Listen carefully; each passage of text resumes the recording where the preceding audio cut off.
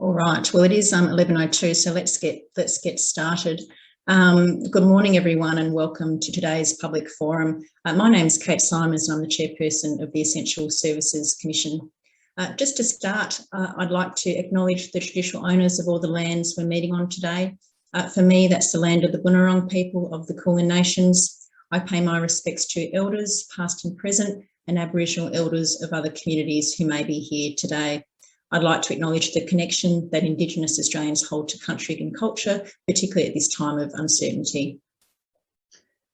I'd like to welcome you all to today's public forum to discuss our draft decision on the Victorian default offer to apply from the 1st of January 2022.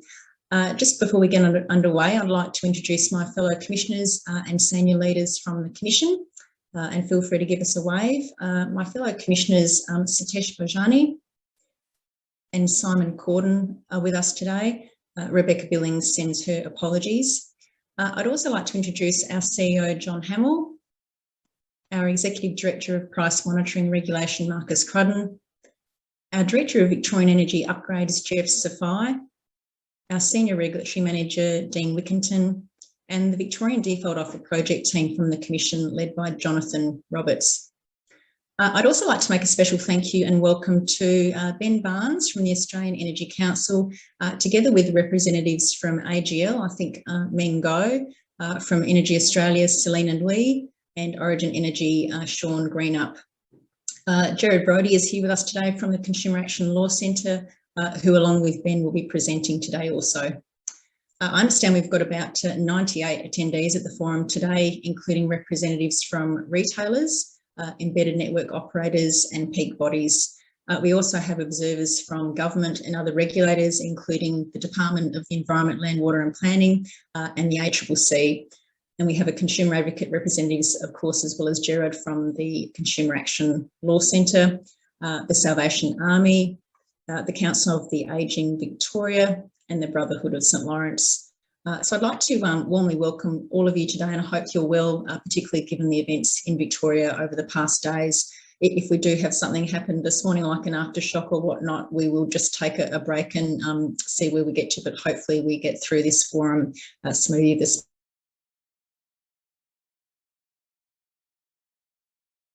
where we're recording this forum, including any comments and questions posted during the forum or our question and answer session. We'll also post the video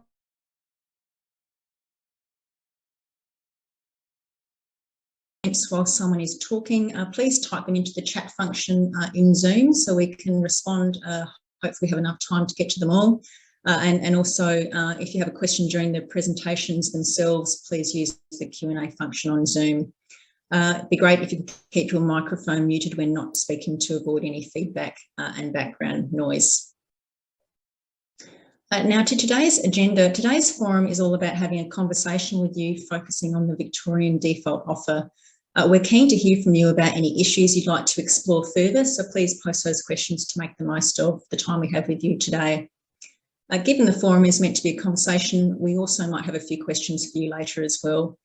But first, some background for those who haven't been to one of these forums before. The Victorian default offer was introduced on the 1st of July 2019 as a simple, trusted and reasonably priced electricity option.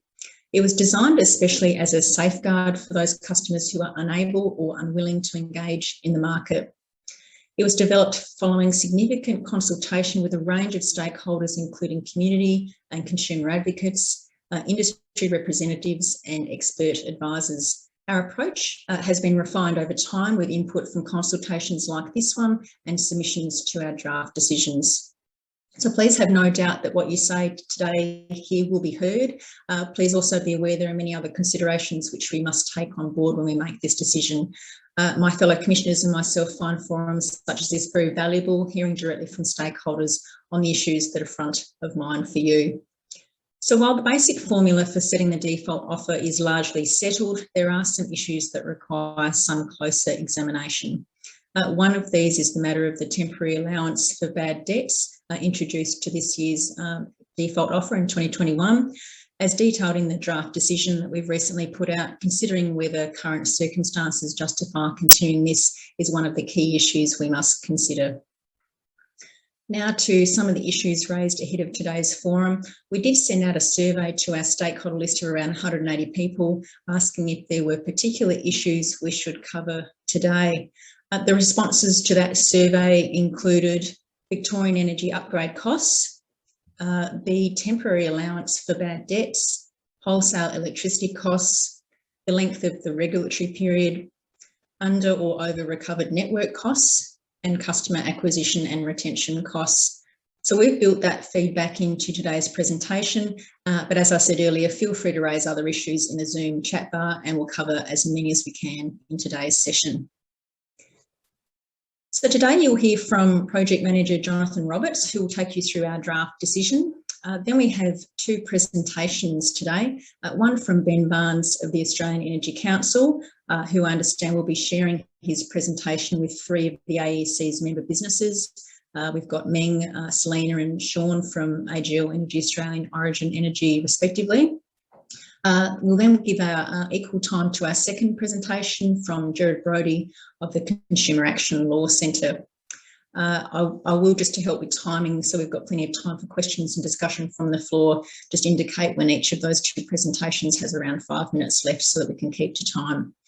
After those presentations, we will move into our question and answer session at around noon before wrapping up at about 12:30. I'll now hand over to Jonathan Roberts, who will go through our draft decision. Thanks very much to you, Jonathan. Thank you very much for that, Kate, and thank you everybody for joining us today. So just starting off with a broad idea of what we're trying to do with the Victorian default offer, is that basically we need to set an allowance that overall allows retailers to recover efficient costs. Comparison of retailers' cost data to our Victorian default offer allowances in past years shows that in general, it's achieving this objective. So in the interest of time, I'm not going to go through each part of our draft decision in detail.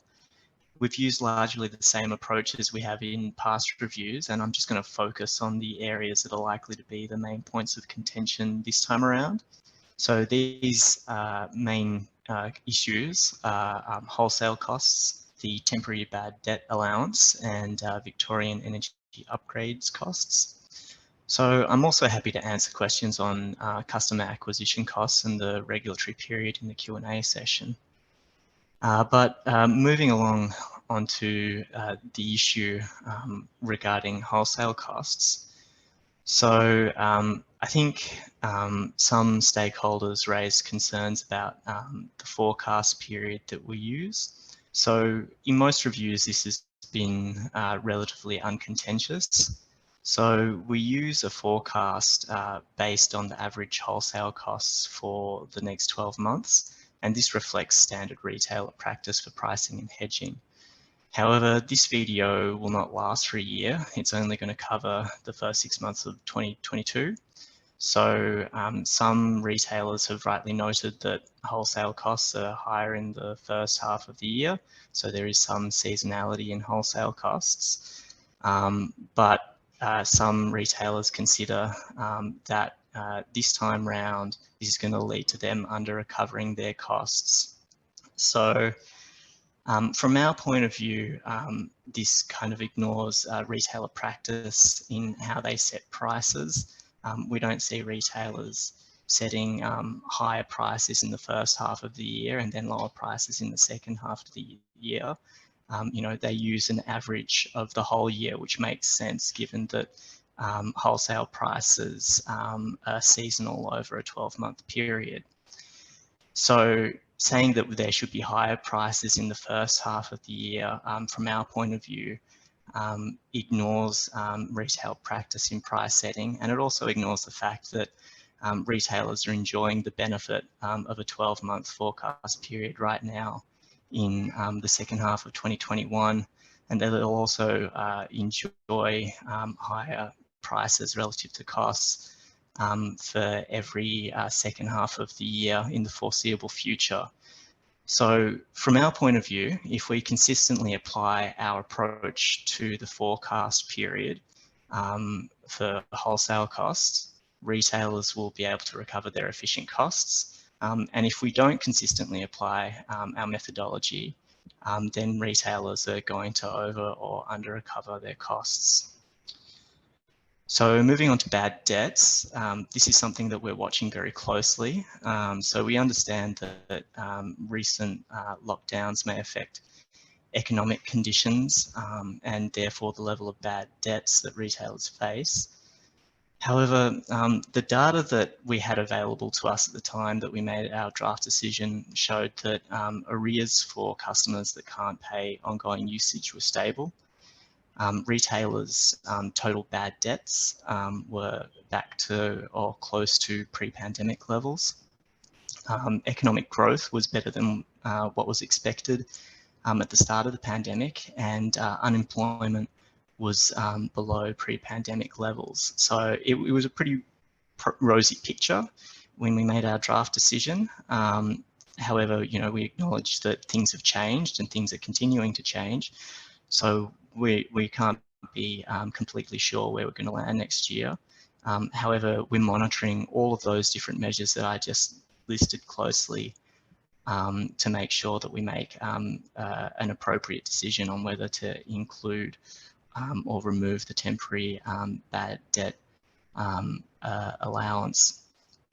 So I'd also like to encourage stakeholders to provide any information that they might have that might help us in making that decision. And in particular, would be very interested in forecasts of retailers' bad debt provisions that are audited and can be made public. So the next kind of hot topic for this review is Victorian energy upgrades program costs. So this is a pretty tricky one. We know that due to the pandemic and policy changes, there have been some large increases in Victorian energy efficiency certificate prices up to this point. But we also recognise that there's some uncertainty about what the requirements for the program are going to be next year, and as a result, what the costs will be.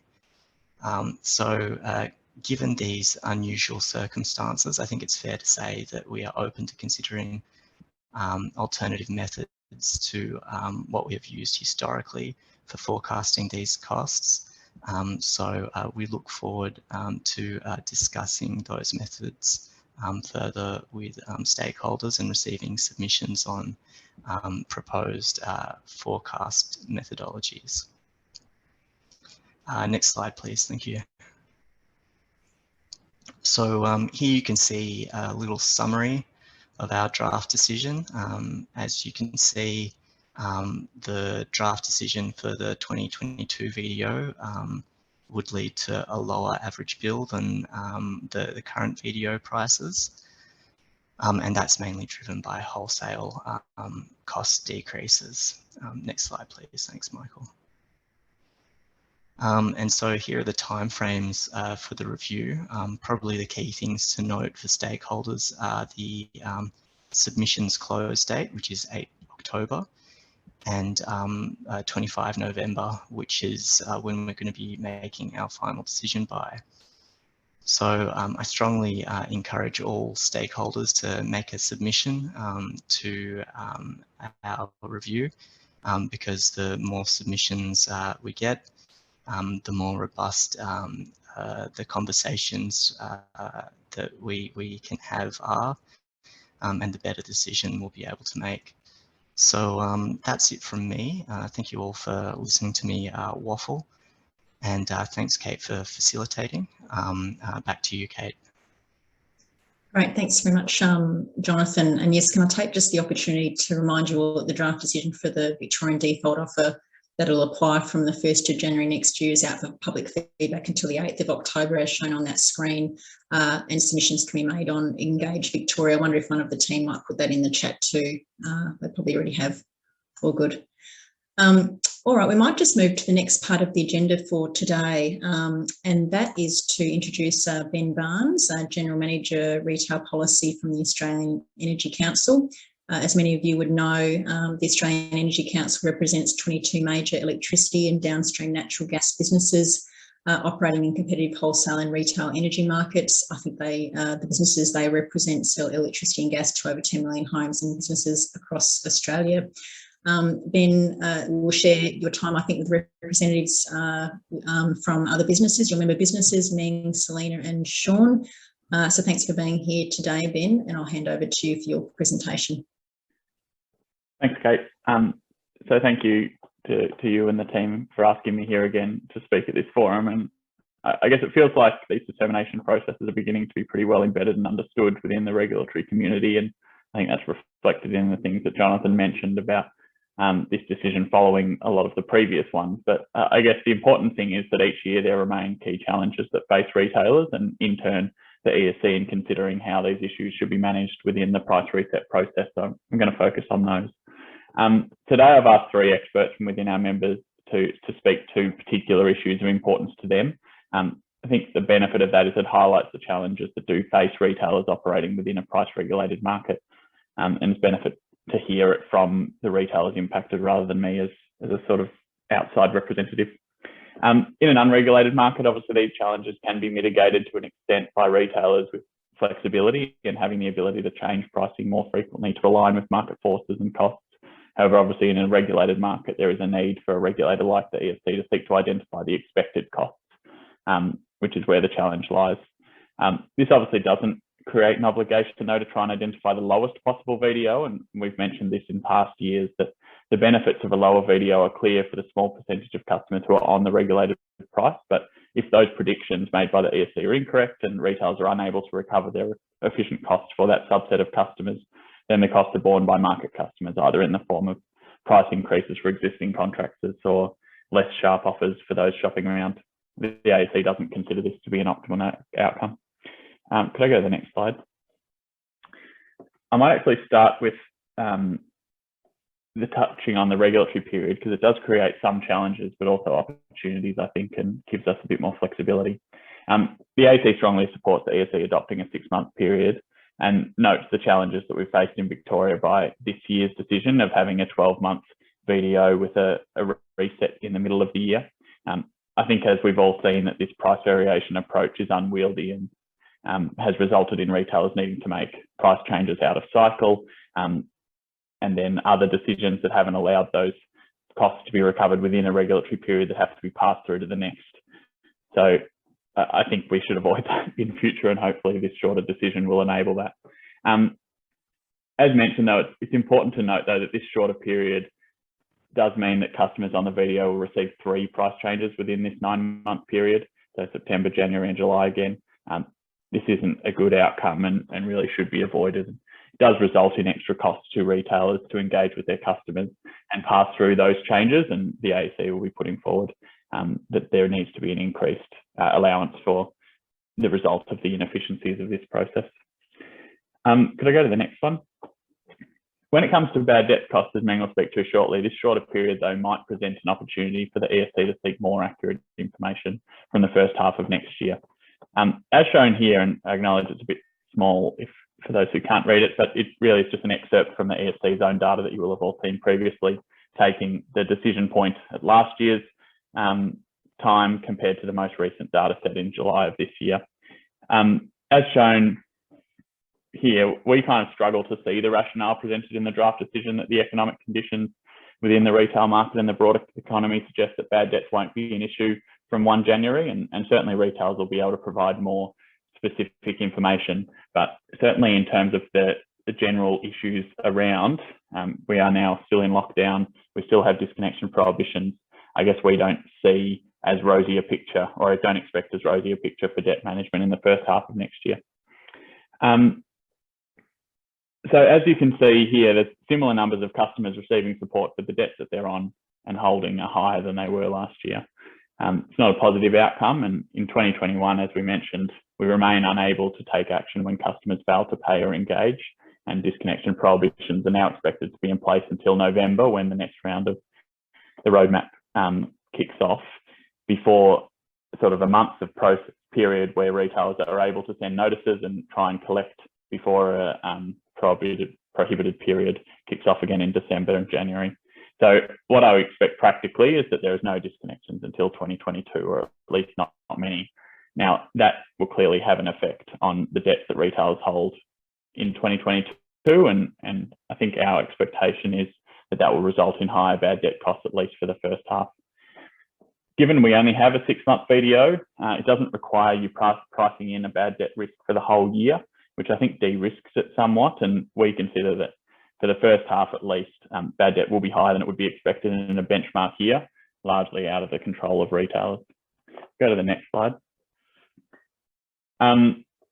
Finally, I do really welcome the decision of the ESC to pass through the full network costs of the July and August period from this year. It's a good decision and really illustrates a recognition by the ESC of the need to ensure retailers are not hampered by costs outside their control. So we do welcome that decision and appreciate the efforts that you've taken to make sure that those costs are passed through. With that, you can go to the next one. With that, I'll pass you over to Selena to talk through a challenging issue relating to wholesale costs caused by this shorter regulatory period. Selena will pass on to Sean, who's going to focus on the Victorian energy upgrades costs. And finally, Meng will touch on retail operating costs. So if we can pass over to Selena, thank you, and happy to take any questions after the fact. Hi, thanks, Ben. So this is Selena from Energy Australia. Can I check that you guys can hear me? Been having recent, fantastic. All right, we might just skip over to the diagram, and what I might do is I'll just try to clearly sort of define the issue as we see it, because it can be tricky to sort of explain, and then maybe touch on a couple of comments or considerations that the EC mentioned in their draft decision. So the issue as we see it is really one of under recovery for the 2022 year period, and that under recovery is happening because of the 6-month regulatory period for the VDO. And I might just start with what a normal year looks like. So just sort of looking at the left-hand side of this diagram here, where you've got your typical year, 12-month regulatory period. In grey there, you've got the wholesale electricity costs that retailers are exposed to. And it illustrates the seasonality that Jonathan was talking about. So you've got high Q1 costs, which means generally the H1 costs are higher due to January and February temperatures. And then you've got the lower H2 costs, reflecting really the lower costs in Q3 and Q4 mainly. In blue there, you've got the EC's regulatory period for the VDO, and we've got the calendar year 2021. There was the reopener, but insofar as wholesale costs sort of went, it really stuck to the 12-month period. And then in the brackets below that, you've got the 12-month average wholesale cost approach, which the EC adopted. And in a usual 12-month regulatory period, that kind of makes sense. So the average reflects both the high cost of H1 and H2. And really what happens is, you know, retailers under recover a little bit in H1, but then that's balanced out in H2, where we sort of over recover a bit, and it kind of all just balances out in that 12-month regulatory period when you're using that 12-month average wholesale cost. Then sort of moving to, I suppose, what's different this year, we've really got that red in the diagram. So again, retailers have your higher costs in H1 due to seasonality. You've got your 6-month regulatory period this time for the VDO, but the ESC's draft decision suggests that they'll continue with that 12-month average wholesale cost approach, which means unlike a typical year, which we've just been through, retailers will basically under this approach under recover in H1, but they won't have the over recovery in H2 to sort of balance out the under recovery. And that's because H2 presumably will belong to the next regulatory period, being the financial year 2022 to 2023. And really H2 is actually balancing out the next H1 2023. So really in some ways you could say that the H1, the red H1 on the diagram is lacking its pair. It doesn't have an H2 pair. You've got 2 lots of H1 and really only one lot of H2. In some ways, you could say it's sort of orphaned.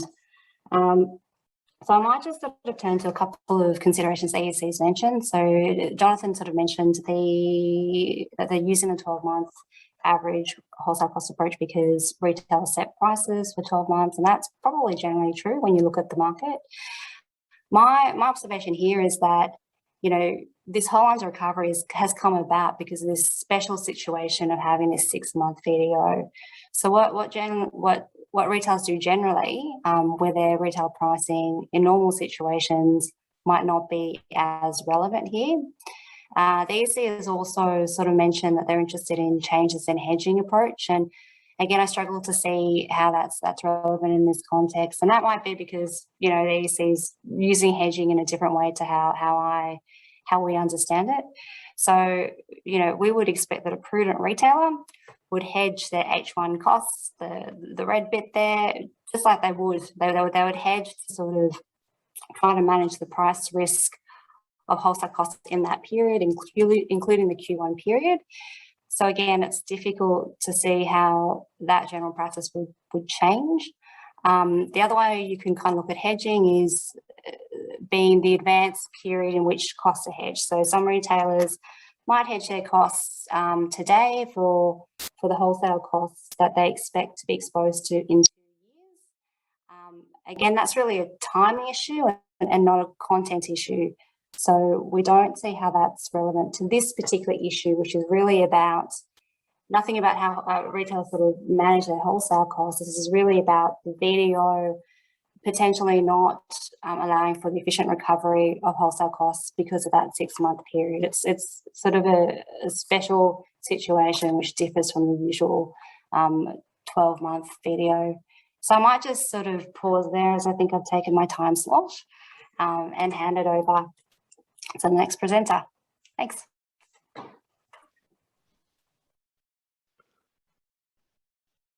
Thanks, Selena. Hi, everyone. My name's Sean Greenup. I'm from Origin Energy, and I'd like to talk today about the current operation of the Victorian Energy Upgrade Scheme, highlight some concerns that we have, and to suggest some possible solutions to these concerns. If we could just have the next slide. Thanks, Michael. Probably jump along to the next one if we could. Just as a quick recap, the scheme was established to reduce greenhouse gas emissions by giving households and businesses discounted energy efficient services. Basically, the government set a target. Installers would generate certificates based on installed activities, and retailers would acquire these certificates from installers, mostly on a contract basis. If retailers didn't acquire and surrender sufficient certificates to the ESC, then they would pay a predefined penalty cap on any shortfall. Could we just have the next slide? Thanks, Michael. But by and large, that arrangement has worked well to date. However, what we're seeing now are significant supply side issues. I mean, the first, because of COVID, installers are not able to access houses and businesses to install the prescribed activities. Now, as a result, they're not able to fulfill their contracts with retailers, who in turn cannot surrender the certificates they're required to do. And this shortfall has resulted in a material increase in the market price of certificates as demand for the certificates exceeds supply. And what we're also seeing is a drying of liquidity in the market in response to a couple of things. One, the shortfall, but also related to that is the increase in price. Another supply side issue that we're seeing is that lighting is being removed as a prescribed activity. Now, lighting accounts for about 80% of generated certificates, and the removal of this activity we expect will put further pressure on the generation of certificates going forward. Now, the result of these circumstances is we've got higher market prices for certificates. We've got accredited installers at risk of contract default. You've got retailers exposed to penalty cap prices without regulatory recourse. And I think most importantly, we've got customers paying inflated prices for energy efficiency that's not being delivered. If we jump to, yeah, thanks. Just to illustrate what's happened to the prices, I mean, this graph just shows the increase in the V certificate prices over the last 12 months, and probably notably just over the last this calendar year rather. So it's up around the $80 mark, whereas 12 months ago it was down around the $30 mark. Thanks, Michael, if we could push on. So these circumstances pose some potential issues for the ESC in determining what is the appropriate allowance for the EU scheme costs in the VDO. So to date, the ESC has used a 12-month average price. As a result, in some years, the allowance in the VDO will be higher than the actual market price, and in other years, it'll be lower than the actual market price. This approach, by and large, is fine because over time, the retailer's net exposure to VU costs nets out to zero. But the problem we have now is that we're in a situation where there is greater risk of contract default from installers and an illiquid market, which means retailers are facing the real prospect of not being able to source sufficient certificates, and therefore exposed to pay potentially the penalty cap. The problem is, as we understand, the penalty cap is not included in the ESC's calculation of the average price, which means that retailers are fully exposed to this shortfall. If we could just go to the last slide. Thanks, Michael. So by way of some solutions, from a regulatory perspective, we think that the ESC ought to recognise the changed circumstances regarding the operation of the scheme. Where a retailer is exposed because of a contract default, we think the penalty cap should be factored into that calculation of the EU price. Another option to consider is for the ESC and government to allow retailers to roll forward a percentage of their liability to future years. From a policy perspective, we would ask the government to provide clarity regarding how it expects the shortfall left by the removal of lighting will be filled.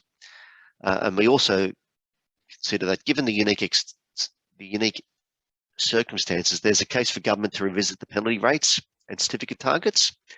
And to assist in this regard, we think there may be a role for the ESC to provide government with advice on the potential costs to the consumer and the cost per tonne of carbon. And would also encourage the ESC to also recommend a reduction in the certificate target and the greenhouse gas reduction rate for 2022 to avoid unnecessary and inflated costs. And any shortfall could be picked up in subsequent years. Thank you. That's all for me. I might hand over to Meng now. Thank you.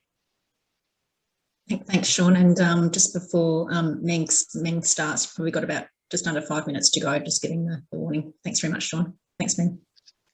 Thanks. Hi, everyone. If you could move to the next slide. There's only one slide. Hi, I'm Meng from AGL. What I'm going to present is AGL's views on retail operating costs, including bad debts and customer acquisition costs. The allowance for retail operating costs is based originally on a benchmark which can be attributed to a 2017 benchmark used by the ICRC in the ACT. In fact, this benchmark can be further traced back to a 2013 review by IPAT in New South Wales. So except for some adjustments, the same underlying benchmark has been used for 9 years. There are more than 20 retailers operating in Victoria, and it is unclear if any of them represent the benchmark retailer.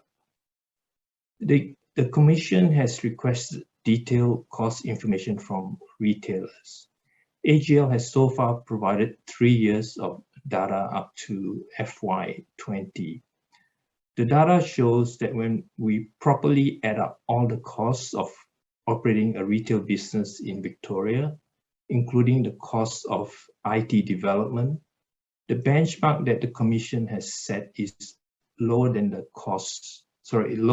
costs, even though we have a large customer base. In our view, the Commission should use the data that they now have to set a more realistic benchmark. The next point I would like to comment on is our forecast for bad debt expense.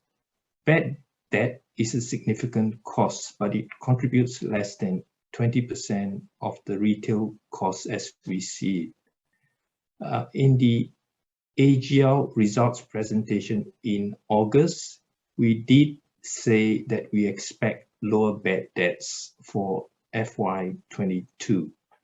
This is a forecast, and clearly it is uncertain what the actual results will be.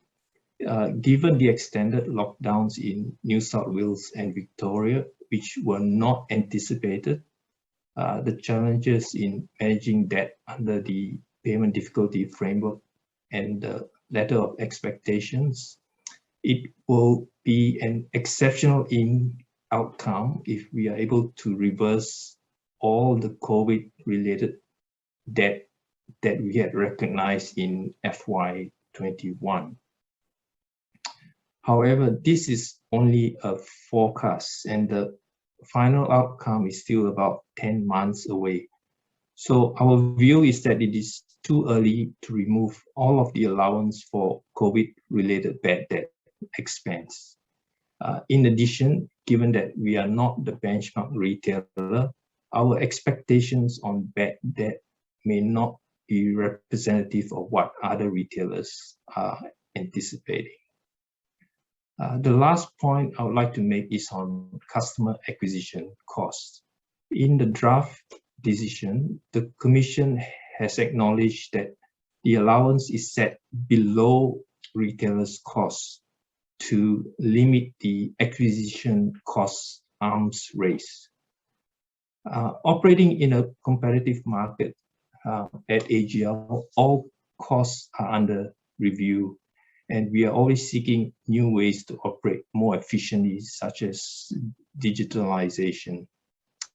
Our position is that customer acquisition costs should reflect the costs which retailers face. These are part of the costs of operating in a competitive market and are necessary to grow or maintain the scale needed to spread fixed costs. In summary, our view is that the benchmarks should reflect commercial reality, and it is premature to remove all of the COVID-related bad debt allowance. Thank you. Thanks very much, Ben, Selena, Sean and Meng. Some really interesting reflections and observations there for us to consider as we move towards our final decision, including the retailer perspective on the current operation of the VEU scheme. So I will give Jeff Safai, our Director of VEU, the opportunity to make a few comments at the start of our Q&A session when we get to it, just to cover off on some of the issues that have been raised. Just before we move to Jared's presentation, Selena, I wondered if I could just jump in and ask a question of you, and I can't see any others that are going into the chat yet, but feel free to pop something in, anyone else that you want to raise during the Q&A session. But Selena, if you wouldn't mind, I think you raised the 6-month period and what this meant for wholesale prices. So when the first VDO was set for a 6-month period from July to December, I think there were retail businesses who had the opinion that that should be based on 12 months wholesale price, not 6 months. Just wonder if you might give some reflections on what's changed, that a 6 months consideration is now the more appropriate pathway. Take that on notice if you'd like, Selena, to deal with in Q&A. Otherwise, feel free to jump in now, completely in your hands. Yeah, I mean, I might sort of say that I wasn't sort of presenting it at the time, but I think at that time, you know, the video was being brought in quite quickly. People may not have really had time to really consider how the interactions might work. I sort of think that might be the case the case there. And I think we accept that point that, you know, back in H2 2019, a 12-month approach was adopted there, but we sort of think that the EC could sort of consider this with fresh eyes, have a look at effects of the under recovery at least, and look at potential effects on retailer viability. Thanks very much, Selena. If any other retailers have some reflections on that, maybe we can pick them up during the Q&A session as well. Just one other question while I've got the retail businesses here. Meng, just a question for you, and take it on notice for the Q&A session as well if you'd like, but are you suggesting we move away from the requirement to a modest CARC to actual costs incurred by the retailer? Is that the suggestion you made in your presentation? Yes, we have provided data over the last 3 years, and you could see that the costs relating to acquisition costs that we've provided to the Commission are higher than what the allowance is. And I guess the end of view is, well, that the Commission should actually reflect what retailers' costs are. Thanks, Meng. And if there's any other comments or queries on that aspect, we'll pick them up during the Q&A session as well. All right, thanks to everyone, and I can see some more questions going in from Tony and others that we'll pick up in the Q&A session at the end. So feel free to others putting in questions as well. All right. Now we'll move on to the next part of the agenda, and I'd like to introduce Gerard Brody, Chief Executive Officer of the Consumer Action Law Centre. CALC, Consumer Action Law Centre, is a campaign-focused consumer advocacy organisation based in Melbourne. Really appreciate your time in being here today as well, Gerard, and feel free to take a couple of extra minutes if you like on your presentation so that we've given adequate time for you to make your points as well. So I'll hand over to you now. Thanks very much, Gerard. Thanks, Kate, and thanks for the opportunity to present to the forum today. I probably can get through it in 15 minutes to give us maximum time for questions, I hope. If we just go to the first slide, this just gives a bit of an overview about consumer action. Our vision is a just marketplace where people have power and business plays fair. And the next slide just sets out our purpose as an organisation is to make life easier for people experiencing vulnerability and disadvantage in Australia. Like lots of things in energy, the Victorian default offer is quite technical and hard for the average person to understand. So we're very pleased to be invited to share our thoughts based on our work working with Victorian consumers, particularly those that are having trouble with energy affordability and who may be experiencing vulnerability. I think it's always worth remembering what is the policy objective for the Victorian default offer. So that's what this slide is just reminding us that objective is to provide a simple, trusted and reasonably priced electricity option that safeguards consumers unable or unwilling to engage in the electricity retail market. Remembering not everyone is actually heavily engaged in their energy and are able to take steps to shop around and get those market prices. So a fair balance between those that are on a default offer is really important. If we just go to the next slide, I just thought it would be worth reflecting on some of the impacts of the Victorian default offer since it's been implemented. And this is data from the Energy Consumer Australia's consumer sentiment surveys that shows some key markers are improving following the introduction of the Victorian default offer and other energy reforms in Victoria. There were, very low levels of trust, of views about value to money in the energy sector. 48% said they were satisfied with value to money in 2019, and only 30% were confident the market was working in their interests. And the most recent ECA survey really turns that around, I think. 73% now being satisfied with value for money, and 42% being confident the market is working in their interests. I was thinking about why that confidence one perhaps not has gone up in the, above 50 would be the hope, wouldn't it? and reflecting that, you know, the VDO is solely related to electricity and not gas. I think that remains a gap. This morning, I just took a quick look at a number of retailer websites about how they're promoting gas prices, and I see a number still marketing percentage off, and it's really unclear what that's off. I think that's quite misleading and shows a level of disdain for customers. Although saying that, there were many retailers that are no longer using that sort of awful marketing strategy. So that's positive. If you move to the next slide, overall, we're really pleased to see that bills would decrease for customers in this draft decision. For people that are contacting our financial counselling service, the National Debt Helpline here in Victoria, energy debts are common. Around 16% tell us that's the primary reason they're calling us. So just a couple of thoughts about different aspects of the draft decision. Firstly, on wholesale costs, the ESC in its draft decision agreed that wholesale costs could potentially be lower if it used a different methodology that included other non-market approaches to hedging. And we do appreciate the ESC's explanation that the use of contracts traded on the ASX is a transparent mechanism. However, we consider our point remains made in the submission to the earlier consultation, that the approach taken by ESC should be treated as an upper bound, not an efficient estimate, recognising that the vertically integrated model that's so common in the energy retail market.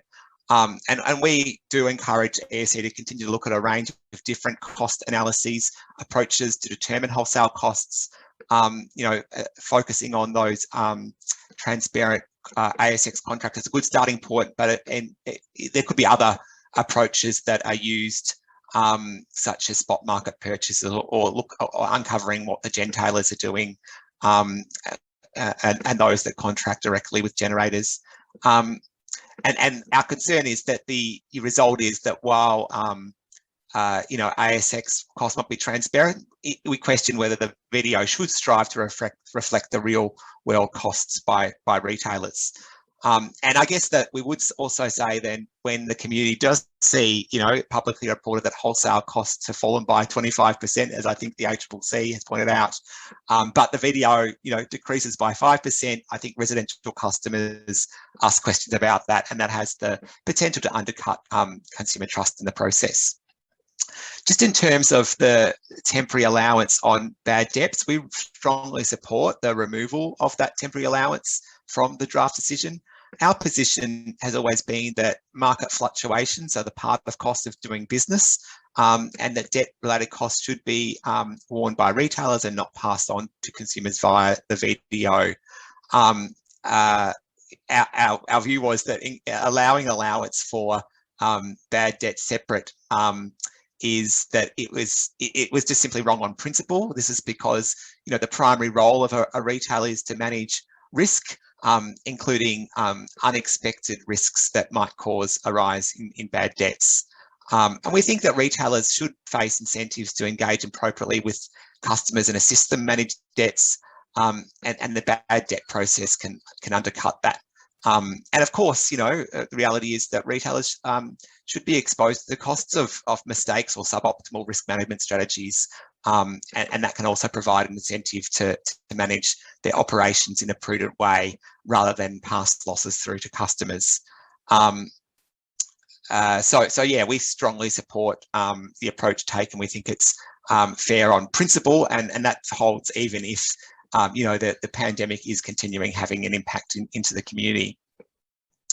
Just on the retail operating margin and also around productivity factor, the ESC proposes to maintain its approach to the retail operating manager. In our submission, we urged the ESC to review an updates approach, really similar to the earlier speaker, that in some ways the existing approach is quite circular. It relies on other regulators' historic decision making, which relies again on prior decisions. And we think that an up-to-date approach needs to be more closely scrutinised. And we'd also noted in the draft decision that the ESC says that it reconsidered whether or not to include a productivity factor, but we couldn't really see evidence of the detail of that consideration in the draft decision. In our initial submission, we urged the ESC to introduce a productivity factor for the 2022 VDO. We pointed to public statements by some of the retailers that they're pursuing efficiencies and savings, and we just heard about that again earlier. And that's of course very positive and what you would expect to be happening in a competitive marketplace, but we think that should also be reflected in the VDO. Moving to the next slide, just I guess a couple of other broader comments. We saw in the ESC's June energy market update that a large number of residential customers continue not to be on the best offer. 3 in 4 residential customers are not on the best electricity offer. Just under 60% of medium retailer customers and over 80% of large retailer customers, and around only 120,000 customers are on the VDO. And I guess that we just point that out because there is a need to continue to ensure that the VDO is delivering its policy objective, that is ensuring customers are getting a fair price for their energy, and the focus of these reviews and the overall VDO price is important, but not if that intended result isn't happening. So that energy is affordable for everyone. We think that's something that should continue to be examined by the Commission through its broader market monitoring work. And finally, I just thought I'd flag that Consumer Action released a report a couple of weeks ago called the Energy Assistance Report. This was a repeated report that we issued in 2019. The focus of the report was the support systems in place to assist customers avoid accruing debt and managing it where it does occur. And it's based on an analysis of calls to our centre. And I think there are important findings which do relate to the VDO and also the overall affordability of energy in the community. The latest report pleasingly found some significant improvements in terms of the energy retailers supporting people having difficulty paying their bills. Although saying that, we did identify there are some customer cohorts who are still facing ongoing energy stress. The report found that there was a concerning number of people calling out our financial counsellors about very large energy debts, only slightly down compared to our previous report. It also found that more than half of the callers to our financial counsellors in the sample mentioned energy debts were an issue for people living alone and also single parents with dependent children. They're the ones that are calling us the most. Just to underscore that, there was in the sample a number of calls where people had debts of over $10,000 were calling us, and they were all from single mothers with dependent children. And that women renters and people relying on Centrelink payment as their primary income were also overrepresented among people in the report calling Consumer Action about energy debts. Look, I think this report and its findings are relevant to the discussions about the VDO, as obviously each part of this energy landscape is connected. A functioning payment difficulty framework is essential, and it's not going to be effective if energy costs overall are not affordable through something like the VDO. So I'll leave it there and hand back to you, Kate. Thanks very much, Jared, for your time and your presentation this morning. Some interesting reflections from the Centre's perspective. I wonder if I'd just touch on one of them that I asked the retailers previously. I guess what is your view or the Centre's view on CARC and whether that should be based on actual costs versus a modest cost that I chatted to Ming about previously? Take it up in the Q&A session if you like and take it on notice. Otherwise, any reflections most welcome.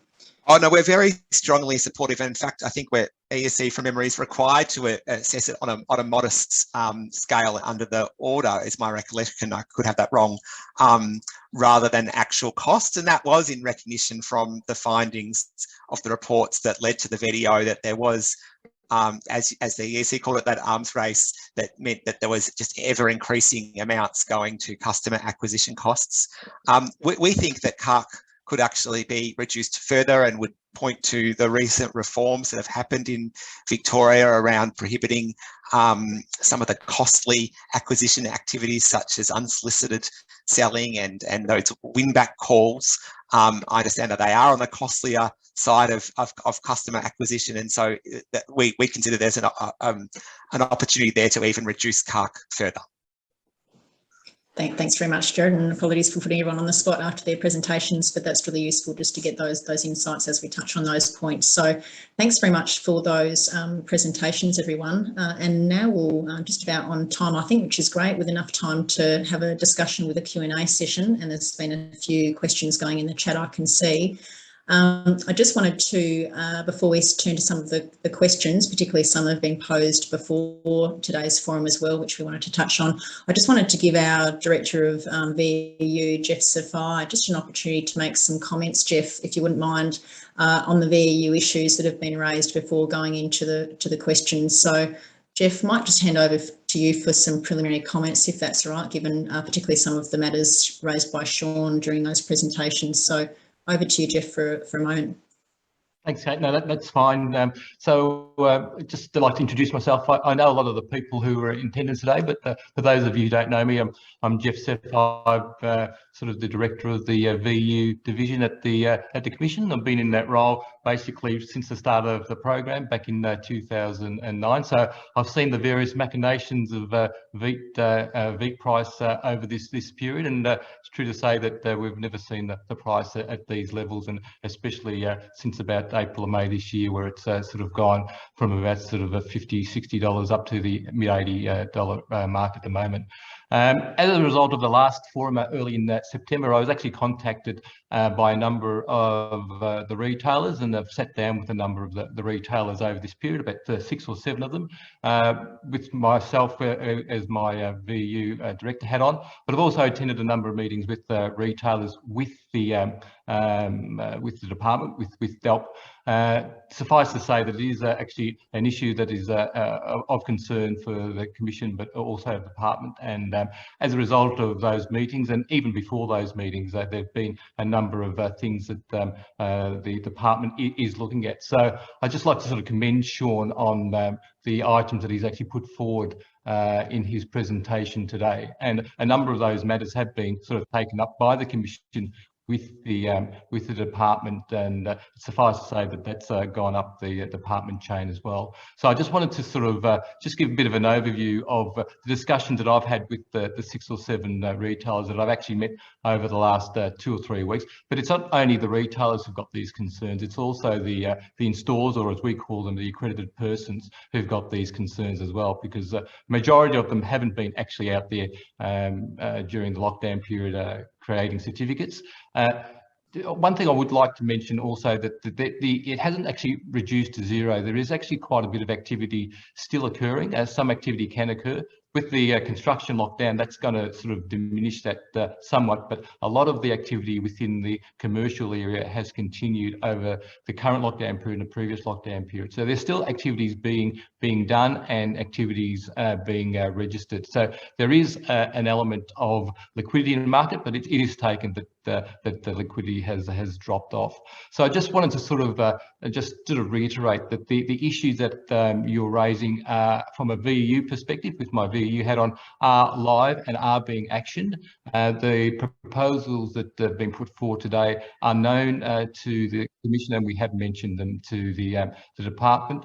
And I would also say that this is an issue that I'm discussing with the department literally on a daily basis. So I do know that they are actively pursuing it up their approvals chains, and it is going to be something done from that perspective. Obviously, what is going to be done is not known at this stage, and the timetable of what is being done is not known to me at this stage as well. So that's just introductory comments. Is there some further questions? And if other retailers would like to have the one-on-one meeting, by all means, we can do that. Thanks very much, Jeff.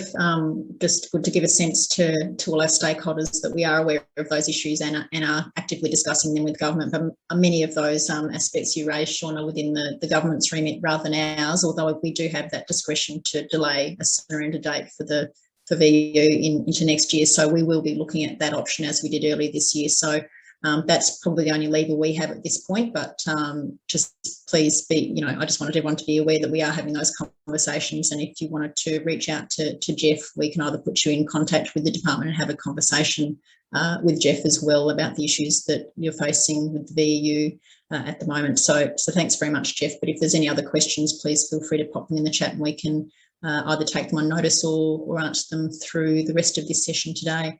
So thanks very much, Jeff, for that. I might just move on to the rest of our Q&A session now. So feel free to actually put up your hand if you'd like to, and the team will tell me if you've got your hand up, but I'll put those questions in the chat as well.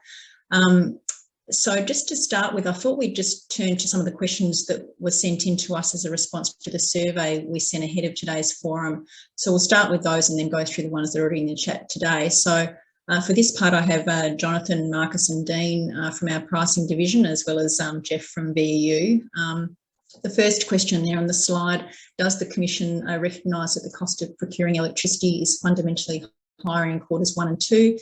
If so, how do we justify using an annual average for the underlying wholesale electricity prices in this default offer draft decision? Jonathan, I think that might be a question that is aimed at you. So over to you, Jonathan. Yep, no, that's right. Thanks, Kate. So as touched on briefly in my presentation, I guess, yes, while I would agree that wholesale prices are higher in the first half of the year, they're lower in the second half of the year. And so there is a seasonality there. But if you use an average of the 12 months, that kind of balances out over time. And so I think you mentioned this a bit earlier, Kate, but when we first set the video, that was for an H2 back in 2019. And so at that point in time, retailers benefited from having prices that were above their wholesale costs for that second half of the year. And so I guess in the parlance of Selena in her presentation, you could consider this to be the twin of the orphaned 6 months for the first half of next year. That said, though, I think even ignoring that fact, that using a 12-month average would lead to retailers being able to recover their efficient costs. And the reason for that is that, it doesn't really matter if we set prices for 18 months from 1 January 2022 or for 2 years from then.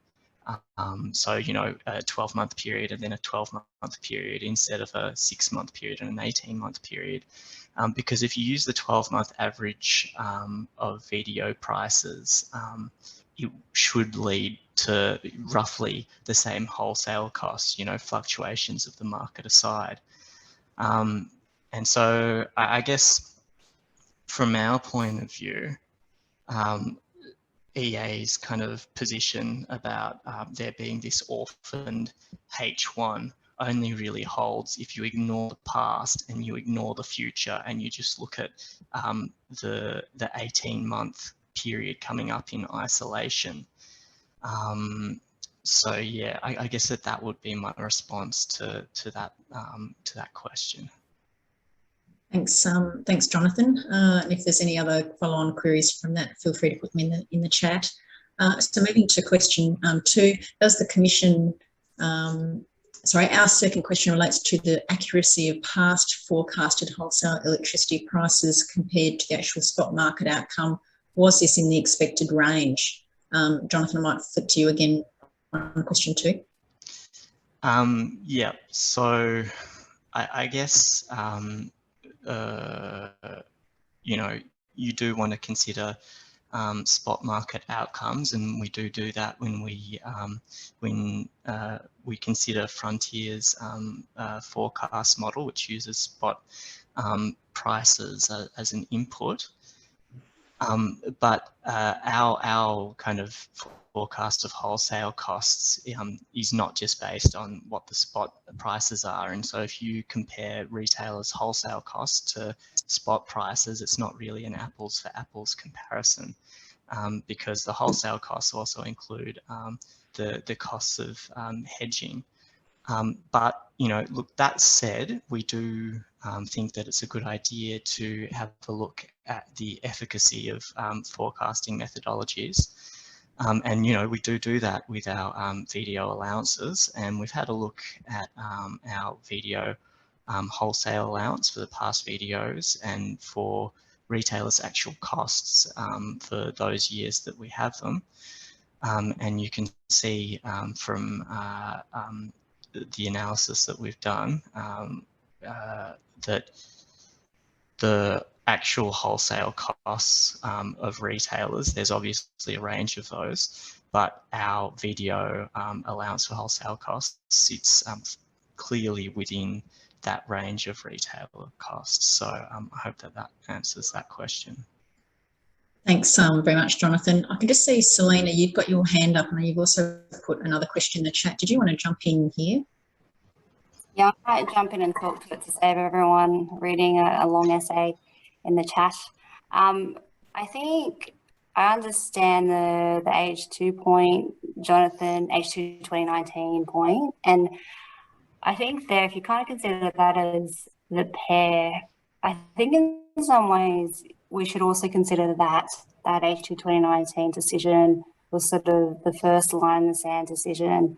I think at the time, whilst I can't really transport myself to the person doing the submission last time, I think when retailers were looking at the issue of wholesale electricity cost recovery, they were sort of looking at what's going to work as a long-term solution for subsequent 12-month VDOs.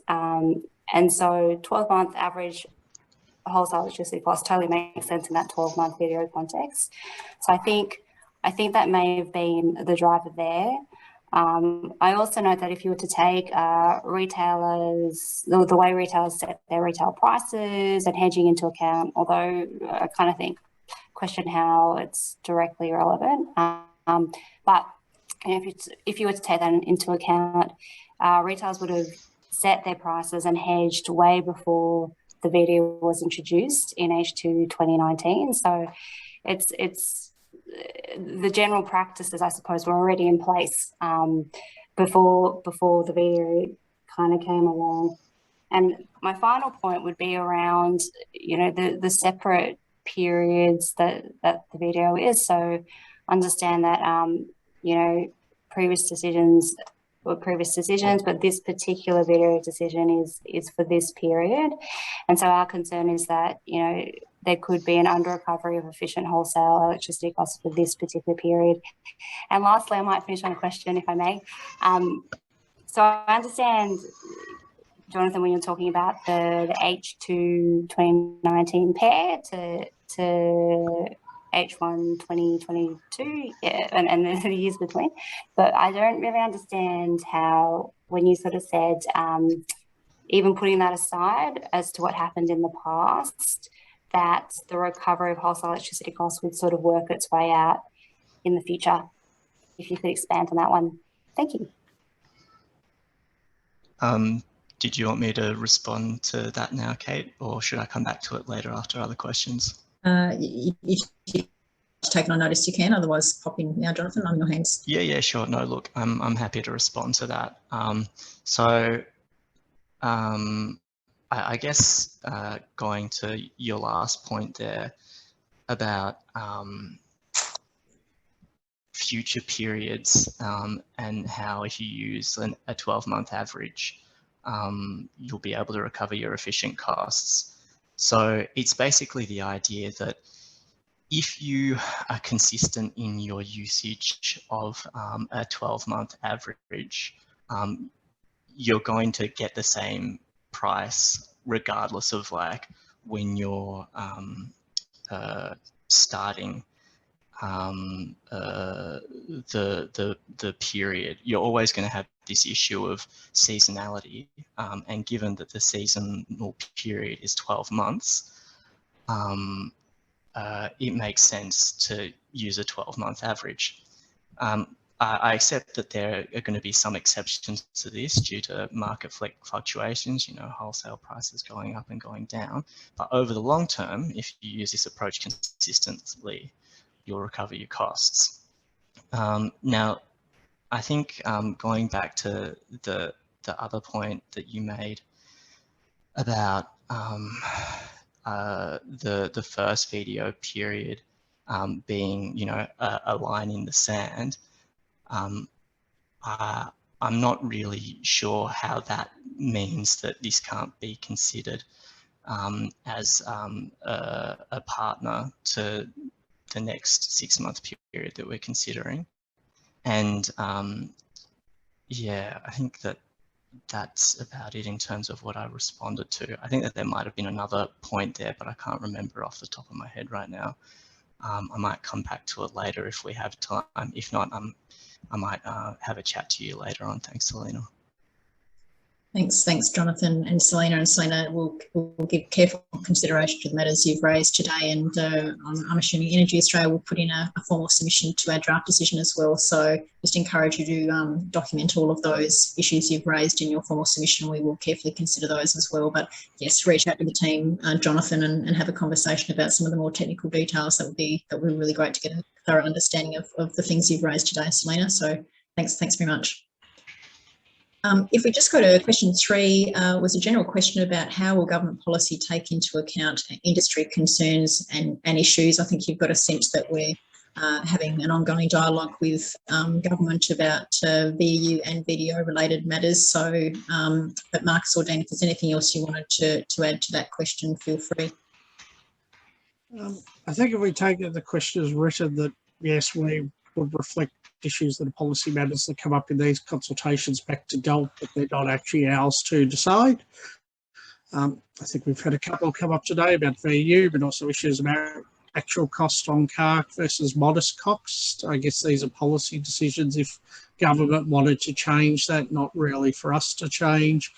The other one I would take on board, if perhaps this question was wrongly drafted, agreement, is the ESC going to take on board things that are raised today? The answer is yes, and I think Ben gave a good example of that about truing up the network costs, that was raised quite extensively in the consultation a few months ago on the pass-through of network costs. We took on board all those submissions and have incorporated it into this decision. So I think the things that come up, we do take account, but on some of these issues, there's also a variety of for and against. So we will consider everything raised today and everything that comes up in the written submission. So we do, really ask people to elaborate on issues they've raised today. An open public forum, we can't get into the fine details of wholesale forecasting and the like, but we do take these things very seriously and do put actually a lot of thought and effort into them. So please follow through with any extended submissions you want to make on the topics. Thanks very much, Marcus. And also just to add, we do have representatives from the department here to hear the issues that are being raised as well directly. And it's always very valuable for commissioners, decision makers on the VDO for 2022 to hear directly too. So Simon and Satesha are here. We'll keep Rebecca briefed on what we've heard today from the public forum. That was all the questions I think were raised prior to today's forum. So there's a few that have been popped into the chat and we've got time to go through those now. So one of the questions, I think Tony's here today from Diamond Energy. Hi, Tony. Tony, in the chat, you've raised a comment about wholesale costs and matters relating to government support arrangements. I'd just like to note that's not something the Commission is privy to and doesn't have remit into those support arrangements. But did you have anything else you wanted to add in terms of a question about our methodology for the Victorian default offer that you wanted to explore today? I just wanted to give you the opportunity to... Thanks. Hi, Tony. Yeah, hi, Kate. Look, thank you for that. Look, just in terms of the question, really, you've created a feedback loop where you drive the prices forward and you drive the prices lower, and then you support the companies that can't continue to operate. And that will therefore drive the prices lower, and you'll have to put more money in to support the companies that can't continue to operate. This is a structure that's probably a government policy structure, but you can see the outcomes of this going forward. The more money you give to these companies, the lower the prices will go forward, and you'll squeeze other people out. structurally, my question is that really where the ESC and the government wants to go, or is there something else that's going to happen to break this kind of, let's call it this kind of vortex of doom for the generators in Victoria? Thanks, Tony. Well, I think some of the, obviously many of the issues you've just raised then are government policy areas, not for the Commission, but if there are other matters you wanted to cover off in your submission to the VDO, I absolutely encourage you to put in something in writing and reach out to the team too if you want to have another conversation. But if there's nothing else you wanted to add, we might move on, Tony. Thanks, Kate. It's fine. Thanks very much, Tony, for being here today. I think we've got another question in the chat from Sean. Thanks again, Sean, for your presentation from Origin. Your question was, is the Commission's view on bad debt allowance binary, i.e. $6 or nothing, subject to retailers providing evidence? Would the ESC consider a lesser amount? I might throw to Jonathan on that question on the bad debt allowance. Thanks, Jonathan. No worries, Kate. Thanks. And yeah, good question, Sean. So I guess the short answer is yes, we would definitely consider a lesser amount. You know, we didn't include the adjustment $6. We didn't just pull it out of the air. It was from retailers' publicly available bad debt provisions. So ideally, that's what we'd be basing any adjustment to the extent it was appropriate on. So, you know, if we had strong evidence that provisions were going to be higher for the first half of next year, but, you know, not to the same level of $6, we would absolutely consider that. Thanks very much, Jonathan. I don't think we've got any other questions in the chat at this time, and I don't think there are any hands up, but team, please tell me if I've missed something in terms of questions that wanted to be asked today. No one else has got questions in the chat or hands up. Dean or Marcus, did you want to add anything at this point? Actually, I might ask a question of Jared if I can. Go for it. Jared, you suggested the removal of the bad debt provision. Do you have any concern that if we did remove bad debts once the statement of expectation period expires, whether it could lead to more aggressive pursuit of bad debts, or are you assuming the payment difficulty framework will cover that? Look, I think that's a good question, Marcus. It's probably is up to the retailers to answer in terms of their approach to a debt collection and whether it's aggressive or not. I would hope that they would be complying with the payment difficulties framework, which, you know, ensures that there is a respectful approach that recognises consumers' entitlements and not lead down to you know, more aggressive disconnection activity or debt collection. Yeah, I'd be very happy if any of the retailers may want to comment about whether there could be a perverse incentive to reducing or removing bad debts given the current lockdown period, if anyone has a view. Oh, thanks, Marcus. Sean from Origin here. I guess a couple of points. I mean, first one is, well, the obvious one. I mean, we're respectful of the PDF and we're respectful of our customers, and we'll always sort of operate within that PDF and to help our customers where best we can. But just an observation on bad debt. I mean, our view is that bad debts, whether it's electricity or any other industry, that they are a cost of doing business, and that's factored into the price of a service. So, you know, in terms of whether it, you know, should or shouldn't be in a video cost tag, I mean, our view is that it should, and I guess the debate should always be around what's an appropriate allowance to provide the right incentives. Yeah, but that's just the observation I'd make. Can I just jump in to support what Sean said? There is the PDF which retailers have to comply. There are, you know, quite severe penalties if things go wrong there. The other point I also like to support is what Sean said about bad debts. It is part of the cost of running a business. Just like even the customer acquisition cost, which I mentioned earlier, it is part of operating in a competitive market. We don't segment costs to say, look, customers that pay their bills shouldn't carry the cost of retailers managing the cost of vulnerable customers, for example. It is all part of the pool of costs. I think that's just the point. Thanks. Thanks very much, Ming and Sean. Marcus, did you want to add anything else in? I was going to say, we're not saying bad debts aren't part of running the business, and there is an implied bad debt provision in the VDO, as there's been since the start. I guess the allowance of the extra amount was to recognise the nature of the pandemic and a very one-off and quite severe event, saying typical allowances might be quite right for that sort of circumstance.